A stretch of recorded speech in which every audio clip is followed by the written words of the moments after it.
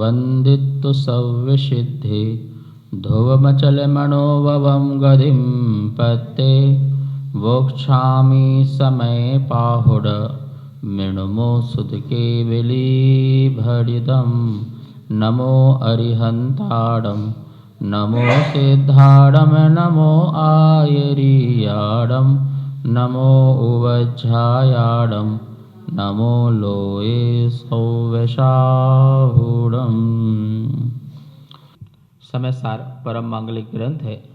आचार्य कुंद भगवान द्वारा जो है यह ईसा पूर्व प्रथम शताब्दी में लिखा गया है। इसमें आचार्य भगवान ने आत्मा का उत्कृष्ट वर्णन किया है, सर्वविशुद्ध आत्मा का, और अधिकार भी चल रहा है 10वां सर्वविशुद्ध अधिकार। हम कर्ता कर्म को देख रहे थे कि कर्ता कर्म जो है अनन्न होता है, अन्न नहीं होता है निश्चय से और वास्तव से, लेकिन व्यवहार से हमें कर्ता कर्म एक दूसरे को मानते हैं, पर जो ऐसा ही मानते हैं ऐसा भी नहीं है। हम उसे एक पक्ष से स्वीकार करते हैं, भाई तू करता है मैं कर्म हूँ, या मैं कर्म हूँ तू करता है। ये व्यवहार पक्ष होता है। व्यवहार में दो या दो से अधिक द्रव्यों का आश्रय लेकर के बात चलती है, लेकिन निश्चय में एक ही द्रव्य की बात चलती है और यही यथार्थ है, यही सत्यार्थ है। और जब तक हमें यथार्थ समझ में नहीं आता है तब तक हम व्यवहार का आश्रय लेते हैं। अब यहाँ पर 312 313 गाथा को अपन पढ़ेंगे। क्या कह रहे हैं? ज्ञानावरणादि कर्म प्रगतियों का आत्मा के साथ जो बंध है वह अज्ञान का ही महत्व है, ऐसा बताते हैं। चेदा दो पैडी अठम उपज्जयी विणस्सई पैडीवी चेयठम उपज्जयी विणस्सई एवं बंधो उदुण्णम पी अन्नोन्नप पच्चया हवे अपणो पैडिया संसारो तेण जायदे। चेदादो पैडी अठम उपज्जयी विणस्सई पैडीवी चेयठम उपज्जयी विणस्सई एवं बंधो उदोन्नम्पि अन्नोन्नपच्चया हवे अपणो पैडीया संसारो तेण जायते। उत्पन्न होता नष्ट होता जीव प्रकृति निमित्त से, उत्पन्न होती नष्ट होती प्रगति जीव निमित्त से। यों परस्पर निमित्त से हो बंध जीवरु कर्म का, बस इस तरह ही उभय से संसार की उत्पत्ति हो। चेदादु चेत्यता आत्मा पैडी अठम प्रगति के निमित्त से, उपज्जयी विणस्सई उत्पन्न होता है और नष्ट होता है। इसी प्रकार पैडी भी चेठम प्रगति भी चेतना आत्मा के निमित्त से, उपज्जयी विणस्सई उत्पन्न होता है और नष्ट होता है।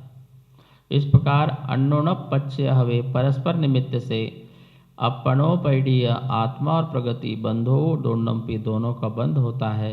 संसारो तेण जायदे उससे संसार होता है। ये गाथा यहाँ पर क्यों आई? इसका उद्देश्य क्या था? बात तो कर्ता कर्म की चल रही थी, बात यहाँ क्यों आई?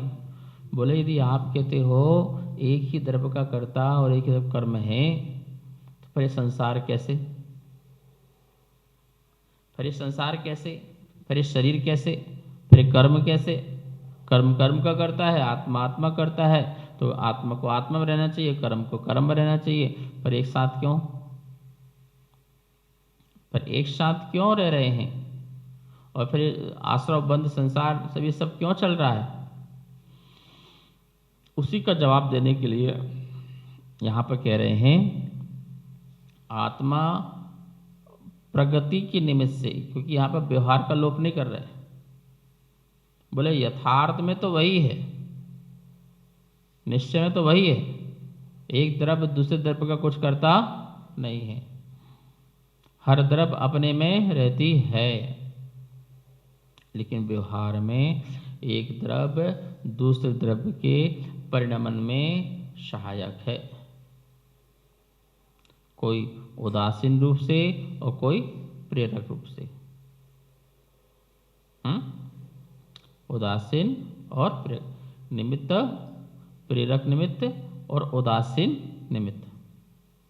जैसे हम आपको पढ़ा रहे हैं तो हम ये उदासीन निमित्त नहीं है, हम आपके लिए प्रेरक निमित्त हैं। बोल रहे हैं ना भाई साहब ऐसा करो, ऐसा नहीं करना है, आपको ऐसा करना चाहिए, तो हम कौन से निमित्त हैं? प्रेरक, प्रेरणा दे रहे हैं। और एक उदासीन निमित्त होता है कि प्रेरणा नहीं दे रहे हैं, आप अपने आप प्रेरणा ले लो, हम ध्यान में बैठे हैं और आपको प्रेरणा लगी, हमें भी ध्यान में करना चाहिए, हम भी ऐसे ही बैठे, हम मौन हैं, आपको प्रेरणा मिली, हम भी मौन रहें। तो ये कौन सी प्रेरणा, कौन सा हो गया? ये उदासीन निमित्त हो गया। आप आपकी मर्जी, आप जो करना चाहो करो, नहीं करना चाहो नहीं करो। जल मछली को चलने में सहायक है, प्रेरक से या उदासीन से? उदासीन से। तुम चलना चाहो चलो, नहीं चलना नहीं चाहो, हम नहीं कह रहे तुम चलो। रेल की पटरी, रेल को चलने के लिए क्या है? उदासीन है, उदासीन निमित्त है। तुम चलना चाहो चलो, नहीं चलना चाहो नहीं चलो। तुम चलोगे हम सहायक हो जाएंगे, नहीं चलोगे तो हम तो जैसे वैसे है ही है। तो उदासीन प्रेरक और निमित्त प्रेरक। उदासीन, हाँ मतलब कि प्रेरक कौन सा? उदासीन वाला, और एक प्रेरक कैसा? निमित्त वाला। समझ में आया ना कि हमें ऐसी प्रेरणा मिल रही है जो हम उसके कारण, ऐसा निमित्त मिल रहा है, प्रेरक निमित्त मिल रहा है जिसके कारण क्या बोलते हैं कि हम बदल जाते हैं। क्या हो जाते हैं? बदल जाते हैं। और एक उदासीन जो निमित्त है उससे भी हम बदल जाते हैं, और प्रेरणा वाले निमित्त से हम नहीं बदले, और उदासीन वाले निमित्त से बदले, ये भी ऐसा है। ठीक है, भगवान की वाणी से कुछ ठीक हो गए और कुछ ठीक नहीं हुए। भगवान को देखा, किसी के भाव उज्जवल हो गए और किसी के नहीं हुए। तो ये कह रहे हैं ऐसे ही प्रगति के निमित्त से उत्पन्न होता है आत्मा और नष्ट होता है। आत्मा उत्पन्न होती है, आत्मा नष्ट होती है, ऐसे कैसे बात कह रहे? हाँ, जन्म मरण, क्या लेना इसमें? जन्म का मरण का, जन्म लेती है और मरण करती है। आत्मा चेतता, चेदा, चेतना, तो आत्मा जन्म मरण लेती है। तो कहा ही जाएगा ना, आत्मा इस पर्याय से उस पर्याय जा रही है, तो उस पर्याय में उसका जन्म हो गया, इस पर्याय में इसका मरण हो गया। यद्यपि उस शरीर का मरण, शरीर का जन्म हुआ है, लेकिन कह रहे हैं प्रगति के निमित्त से। चूंकि प्रगति, कर्म प्रगति जो है उदय हो रहा है, और कर्म प्रगति का जो है क्षय हो रहा है, तो उदय और क्षय होने के निमित्त से तेरा भी उदय क्षय हुआ। देखो, पानी में अपन ने रेत गंदगी डाली, तो क्या बोलेंगे? पानी गंदा हो गया। और साफ कर दिया तो क्या हो गया? पानी साफ। ऐसी आत्मा कर्म के निमित्त से, आयु कर्म के उदय से, तो क्या बोलेंगे? आत्मा का जन्म हो गया। और आयु कर्म का क्षय हुआ तो क्या बोलेंगे? आत्मा का ठीक है। जैसे बोलते मिट्टी पैदा हो गई, मिट्टी का क्षय हो गया।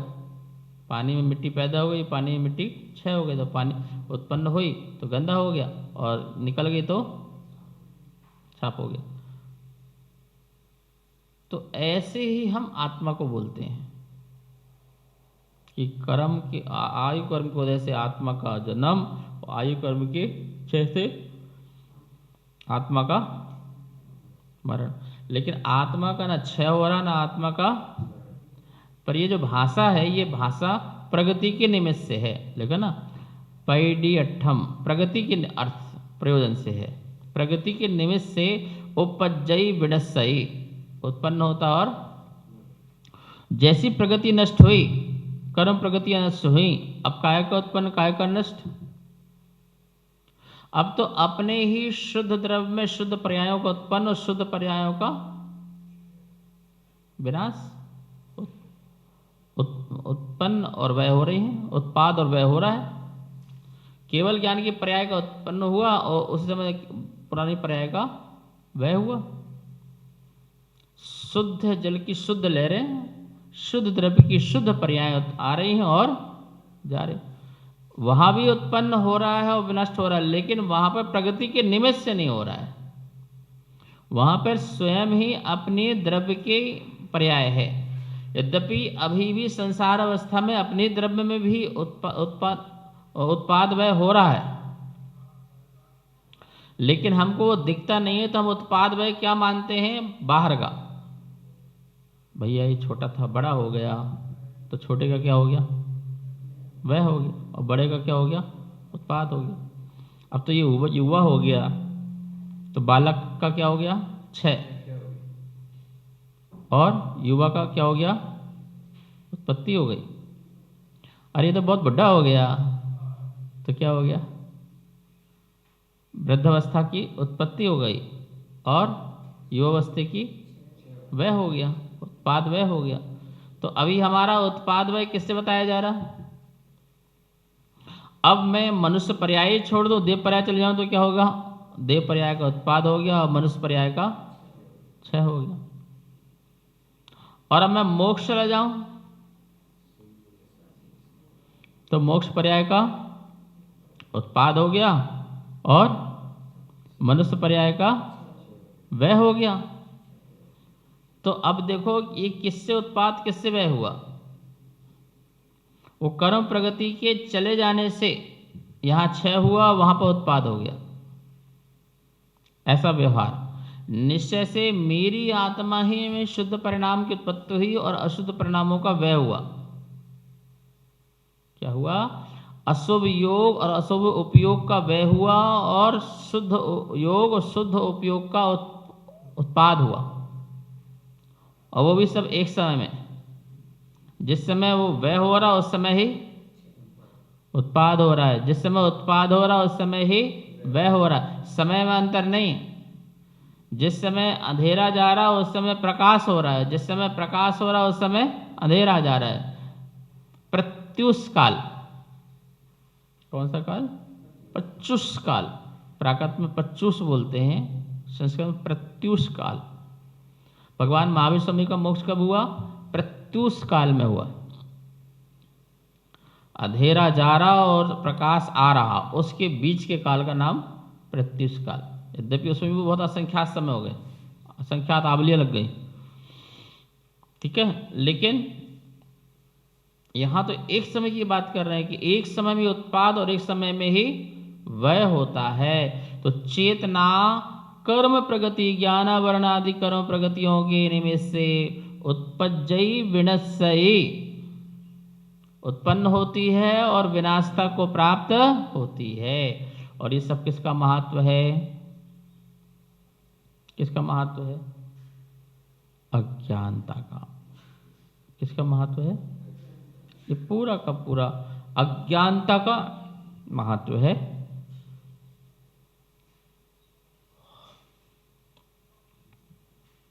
अज्ञानता का महत्व है कि हमने स्वयं आयु कर्म बांधा और स्वयं अब आयु कर्म जा रहा है, ठीक है। तो उस अज्ञानता से हमने कर्म प्रगतियां बांधी, तो हमारा क्या बोलते हैं, उसके कारण से उत्पत्ति भी हो रही है और विनाश भी हो रहा है। जितनी आयु कर्म बाधिक होगा और फिर विनाश हो गया। पैडी वीचियठम उपजयी विनश्यई, क्या कह रहे हैं? आत्मा प्रगति के निमित्त से उत्पन्न होता नष्ट होता है, इसी प्रकार पैडी वीचियठम प्रगति भी चेतना आत्मा के निमित्त से उपजयी विनश्यई उत्पन्न होता और विनाश होता। दोनों लगाओ। आत्मा प्रगति के निमित्त से क्या होता है?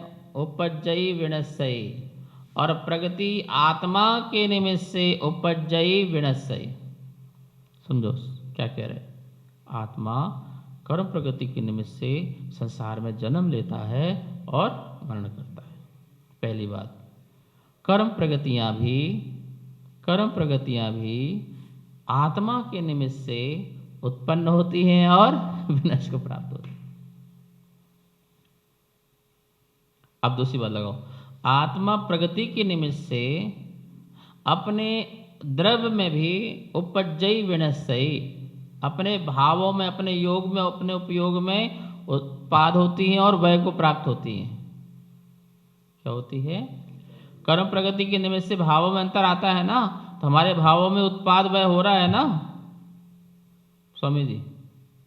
जैसे क्रोध कर्म का उदय आया तो आत्मा क्रोधित हुई ना, मान कर्म को दिया तो आत्मा मानी हुई ना, तो मेरा मान रूप उत्पाद उत्पन्न हुआ और क्रोध रूप वय हुआ, एक समय में एक कसा है।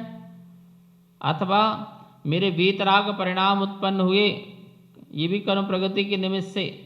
जिस समय शांत अवस्था में उपसम भाव में 6 भाव में कर्म है, उस समय मेरे वीतराग परिणाम उत्पन्न हुए, उस तो मेरा उत्पाद हुआ, और राग आदि परिणाम का घटना मेरा वह हुआ। तो कर्म प्रगति के निमित्त से, जैसे मिथ्यात नामक कर्म प्रगति के 6 से क्या प्रकट होता है? सम्यक दर्शन प्रकट। सम्यक दर्शन मेरे आत्मा का गुण है ना, तो वो मेरा सम्यक दर्शन श्रद्धा नाम की एक अच्छी पर्याय प्रकट होती है, तो उत्पाद हुआ। और मिथ्या नाम की जो मेरे अंदर परिणति थी, भाव थे, उसका क्या हुआ? वह हुआ। किसके निमित्त से? कर्म प्रगति के 6 के निमित्त से। तो कर्म प्रगति आ गई ना। अब सुनो, ये तो 6 से हुआ। अब कर्म प्रगति के उदय से, तो क्रोध कर्म के उदय से मेरे में क्रोध भाव प्रकट हुए और करुणा भाव का विनाश हुआ। और वही क्रोध कर्म के मंद उदय से मेरे में करुणा भाव प्रकट हुआ और क्रोध का अभाव हुआ। कुछ समझ में आ रहा? तो ये कह रहे हैं कि आत्मा भी प्रगति के निमित्त से उपजयी विनश्यई। अब यहां पर आ जाओ। एवं इसी प्रकार अन्नोणम पच्चया हवे। पच्चय मतलब प्रत्यय, प्रत्यय निमित्त, भाव प्रत्यय, भाव निमित्त हो, ऐसे प्रत्यय मतलब निमित्त, पच्चय शब्द यहाँ पे। इस प्रकार अन्नोण पच्चय, परस्पर निमित्त से, पहले वाली ऊपर वाली बात। इसी प्रकार पैडी भी चेठम प्रगति भी चेतना के निमित्त से उपजयी विनश्यई क्या होती है? उत्पन्न होती है। क्यों? कर्म अपने आप बन जाएंगे आकर के।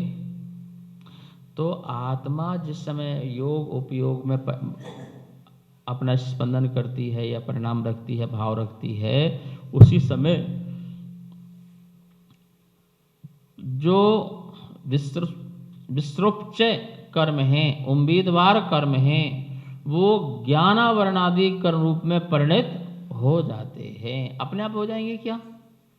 यदि अपने आप ज्ञानावरणी दर्शनावरणी रूप कर्म बन जाए मेरे पास, तो कभी मेरा मोक्ष ही ना हो। मेरा आत्मा स्पंदन करता है, योग जो है अशुद्ध होता है, उपयोग अशुद्ध होता है, उसके कारण उसके निमित्त को पा करके कर्म प्रगतियां कर्म रूप में हमारे पास आकर के बैठ जाती हैं, हमें बांध देती हैं। तो कर्म किसके निमित्त से पैदा हुए और नष्ट हुए?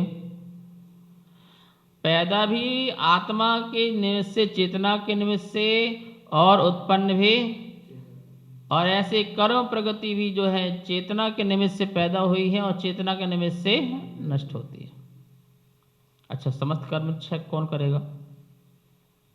आत्मा। तो कर्म का क्षय भी किसके निमित्त से हो रहा है? और समस्त कर्म पैदा कौन करेगा? है आत्मा। तो इसलिए आत्मा ने पैदा किया कर्म और आत्मा ने क्षय किया। अब आत्मा में जो भाव पैदा हो रहे हैं वो भाव पैदा किसने किए? तो बोलेंगे कर्म ने, क्रोध का और करुणा का। तो बोले ये निमित्त नैमित्तिक संबंध है, समझ लो ध्यान से। निमित्त नैमित्तिक संबंध, निमित्त के अनुसार जिस वस्तु का कार्य हो वह होने वाला जो कार्य है वो नैमित्तिक है। कुम्हार के निमित्त से घड़ा बनता है तो कुम्हार निमित्त है और घड़ा नैमित्तिक है। निमित्त जैसा चाह रहा है वैसा हो जाए तो नैमित्तिक है, समझे? और निमित्त जैसा चाह रहा वैसा नहीं हो रहा तो वो सामने वाला नैमित्तिक नहीं है। जीव निमित्त है, कर्म नैमित्तिक हो गए, ठीक है? अब कर्म निमित्त है और जीव नैमित्तिक हो गया। कर्म के उदय से जीव बोरा रहा है, कर्म के उदय से जीव संसार में भ्रमण कर रहा है, तो कर्म क्या हो गया? निमित्त। और आत्मा क्या हो गई? नैमित्तिक। और आत्मा के परिणाम से कर्म का आश्रय बंध या क्षय हो रहा है तो बोले आत्मा हो गई निमित्त और नैमित्तिक हो गया कर्म। हुई बात स्पष्ट? निमित्त नैमित्तिक। जैसे कुम्हार निमित्त है और घड़ा नैमित्तिक है, क्योंकि जैसा कुम्हार चाह रहा वैसा घड़ा, तो नैमित्तिक हो गया। कुम्हार निमित्त हो और मिट्टी पड़ी हो, घड़ा न बने, तो वो क्या मिट्टी नैमित्तिक हो सकती है क्या? घड़ा ही नहीं बना, ठीक है ना? अब देखो, अब मिट्टी निमित्त है, कुम्हार नैमित्तिक है। मिट्टी निमित्त है क्यों? क्योंकि कुम्हार के भाव घड़े बनाने के हुए। मिट्टी को देख करके कुम्हार के क्या भाव बने? अरे तिच्छी मिट्टी है, घड़ा बन जाएगा, चलो बनाते हैं। तो मिट्टी क्या हो गई? निमित्त। और कुम्हार क्या हो गया? नैमित्तिक। जो निमित्त मिला उसके अनुसार उस रूप बदलना नैमित्तिकपन कहलाता है। अभी दोनों तरफ से चलेगा, जीव की तरफ से भी और प्रगति की भी तरफ से। यही बात तो यहाँ कह रहे कि कभी कभी द्रव कर्म का उदय आता है, हमारे भाव कर्म हो जाते हैं, और कभी कभी हमारे भाव कर्म होते हैं, भाव होते हैं, और द्रव कर्म का बंद हो जाता है। तो दोनों तरफ से चलता है, और जब तक दोनों तरफ चलता रहेगा तो क्या बोल रहे हैं? संसारो, क्या रहेगा वो? संसार रहेगा। एवं बंधो उदोड़नमपि अन्नोनम पच्य हवे अपनोपैडीय संसारो तेण जाए दे। इस प्रकार परस्पर निमित्त से आत्मा और प्रगति बंधो उदोड़नमपि दोनों का बंध होता है, संसारो तेण जाए दे, उससे संसार होता है। खुलासा हो गया? जब तक कोई भी चीज निमित्त से प्रभावित होती रहेगी तब तक संसार रहेगा, और जो चीज निमित्त से प्रभावित नहीं होगी वो उसका संसार नहीं होगा। काल द्रव्य निमित्त है आकाश का भी, अन्य द्रव्यों का भी, तो वो उदासीन निमित्त है, इसलिए हर द्रव्य उससे प्रभावित नहीं है। यद्यपि उसके निमित्त से परिणमन कर रहे हैं, लेकिन परिणमन करते हुए काल द्रव्य से प्रभावित, जो द्रव्य जिससे प्रभावित होगी उससे नियम से आश्रय बंध होगा और संसार रहेगा। क्यों? क्योंकि निमित्त के अनुसार अपने को बदलना ये तुम्हारा अपना स्वभाव नहीं है, परभाव है। आप मेरे पास आए, नमोस्तु महाराज, नमोस्तु महाराज, भक्ति ऐसे सब चलता। क्यों? आप सोचो, महाराज जी के मन में आए कितना अच्छा पुजारी है, कितना अच्छा आदमी है, कितने अच्छे महाराज जी माता जी हैं, कितने शांत बैठते हैं, तो क्या हुआ? आप मेरे लिए बदल रहे हो, अथवा मेरे को देख करके तुम सब बदल गए, तो निमित्त हावी हो गया ना। कौन हावी हो गया? निमित्त हावी हो गया। मैं लेटा हुआ तो कोई आदमी खट से बैठ गया, तो मेरे पे कौन हावी हो गया? निमित्त हावी। आप लेटे थे, मैं जैसे पहुंचा और आप दोनों खड़े हो गए, सावधान हो गए, महाराज जी की आवाज आ गई तो क्या हो गए?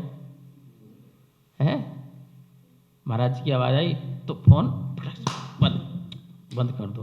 क्यों? महाराज देख लेंगे, खट बंद। तो किससे प्रभावित हो गए? ऐसे शुभ में भी और ऐसे अशुभ में भी। महाराज जी ने उपदेश दिया, तुम्हें पसंद आ गया, तुमने त्याग व्रत ले लिया, तुम प्रभावित हो गए। तो निमित्त से जो भी प्रभावित होंगे, जो परिणाम होंगे, वो परिणाम मेरे 100 नहीं होंगे। 100 मतलब शुद्ध नहीं होंगे, होंगे तो 100, पर कैसे नहीं होंगे? शुद्ध नहीं कहलाएंगे, वो पराधीन भाव कहलाएंगे। जब तक रहे तब तक असर, और जब गए तो फोन छुपा दिया, हमारे दाएं बाएं हुए, और बताओ क्या चल रहा, फिर स्टार्ट। तो तुम्हारा कंट्रोल तुम पर नहीं है, तुम दूसरे कंट्रोल में चल रहे हो, निमित्त वो। कभी हम कर्म हम पर हावी होता है और हम रोते पीटते रहते हैं, और कभी हम हावी हो जाते हो, कर्म रोता पीटता रहता है। कभी हम कर्मों के सामने घुटने टेक लेते हैं, कभी कर्म हमारे सामने घुटने टेक लेते हैं, यही चलता है। तो निमित्त के अकॉर्डिंग, निमित्त से अनुसार प्रभाव चल रहा है। जब 100 निमित्त आत्मा का अपने में लगे तो आत्म कल्याण हो। पर का निमित्त नहीं, 100 का निमित्त ही लगे तो आत्म कल्याण हो।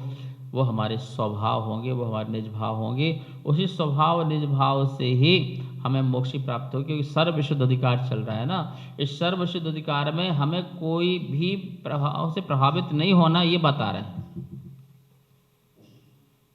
ठीक है, तो ये गाथा का अर्थ हुआ, और भी आगे देखेंगे। जा वाणी के ज्ञान से सूझे लोकालोक, शो वाणी मस्त धरो सदा देत हो धो। हे जिन वाणी भारती तो हे जपो दिन जो तेरी शरणा धरे शो पाप।